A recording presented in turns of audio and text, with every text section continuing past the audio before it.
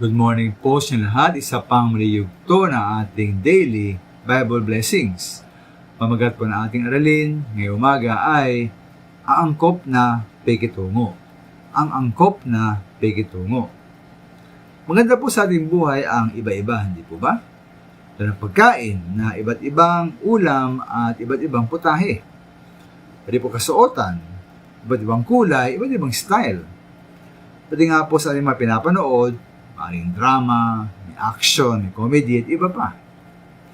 Kaya ba hindi po katataka na ito maminamahal sa ating iglesia? Di lamang iba't iba tayo sa aspeto ng mga kayahan at mga espiritual na kaloob. Na dito po ay niyambing ang iglesia sa isang katawan na may iba't ibang bahagi at iba't ibang uri ng paglilingkod. Hindi maliban na dito, maliban sa kaloob, at yung masasabi na iba't iba rin sa iglesia, mga kapatiran, ang ating mga katangian at pagkatao. Hindi po lahat ay masipag, meron mga tamad. Hindi po lahat ay masigla at masaya, ang iba ay malungkot at labaypay. Hindi po lahat ay malakas, iba ay mahina at maaari nanghihina. Kaya naman po sabi po ni Pablo dito sa Thessalonica 5:14 na paala sa atin tungkol sa wastong pekitungo sa iba't ibang uri ng tao sa iglesia.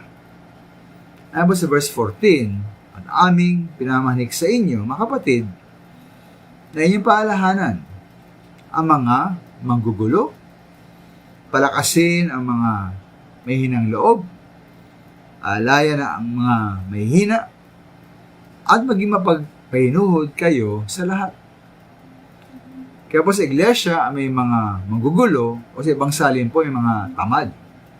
Dapat silang paalahanan at pagsabihan. May mga mahinang loob. Dapat silang palakasin at pasiglahin. May mga may hina. Dapat silang alalayan at kalingain.